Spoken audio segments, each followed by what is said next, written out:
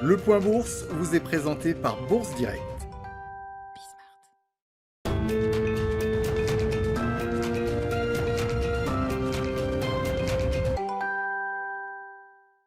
Tendance toujours dans le rouge à la mi-journée à la Bourse de Paris. Le sentiment de marché en France mais aussi en Europe est freiné par des mesures de restriction supplémentaires qui semblent imminentes alors que la pandémie continue sa progression.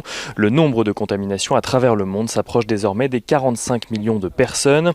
En France, où près de 27 000 nouveaux cas ont été recensés sur les dernières 24 heures, Emmanuel Macron tient 2 conseils de défense aujourd'hui et demain. De nombreux observateurs anticipent d'ailleurs un probable durcissement des mesures en place, comme par exemple un resserrement du couvre-feu.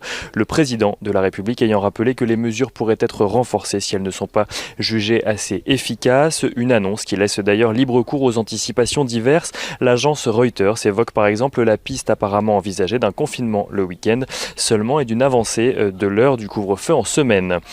Aux États-Unis, le conseiller économique de la Maison-Blanche confirme que les négociations patinent entre démocrates et républicains sur un éventuel plan de relance, malgré l'optimisme affiché du camp démocrate sur le sujet, et notamment de Nancy Pelosi, la présidente démocrate de la Chambre des représentants.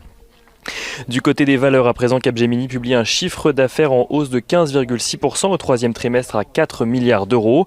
Un chiffre dû en partie à l'acquisition récente d'Altran.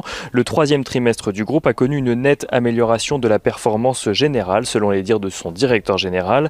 Capgemini qui garde ses objectifs pour 2020, estimant qu'il pourrait atteindre le haut de la fourchette d'une croissance comprise entre 12,5 et 14%. SEB revoit de son côté ses prévisions à la baisse pour 2020 malgré un léger rebond de ses ventes au troisième trimestre. Il anticipe désormais un recul de 5 à 6% de ses ventes pour l'année. SMCP annonce de son côté un chiffre d'affaires trimestriel en baisse de 10,6%. Le groupe mise à présent sur le développement de son réseau de magasins en Chine selon un plan stratégique jusqu'à 2025. Et BP annonce renouer de justesse avec les bénéfices au troisième trimestre malgré les pertes encaissées sur ses activités de raffinage. Le résultat net du groupe s'élève à 100 millions de dollars alors que le consensus attendait une perte de 120 millions de dollars. À noter également dans le dossier de la fusion avortée entre LVMH et Tiffany que la Commission européenne a donné hier son accord pour que LVMH rachète Tiffany. Le joaillier américain s'est du coup empressé de préciser que toutes les autorités de régulation approuvent désormais le projet dont on rappelle qu'il avait été avorté par LVMH en septembre. Novartis annonce de son côté un bénéfice net trimestriel en légère hausse à 3,47 milliards de dollars. Novartis qui s'attend désormais à une croissance à 2 chiffres de son résultat d'exploitation en 2020. Et on note à la Bourse de Paris que les valeurs les plus sensibles au risque de mesures de restriction encore plus drastiques reculent à la mi-journée, à l'instar de Klépierre, Fnac Darty, Elior ou évidemment Air France et dans son sillage Airbus.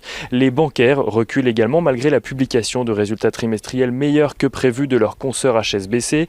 Si HSBC fait état d'une chute tout de même de son bénéfice net de 54,3%, celle-ci reste inférieure aux attentes. Le groupe annonce par ailleurs s'attendre à des pertes de crédit moins importantes que prévues sur 2020. Et on finit avec le baril de Brent qui remonte légèrement à la mi-journée. Il se négocie juste en dessous des 41 $.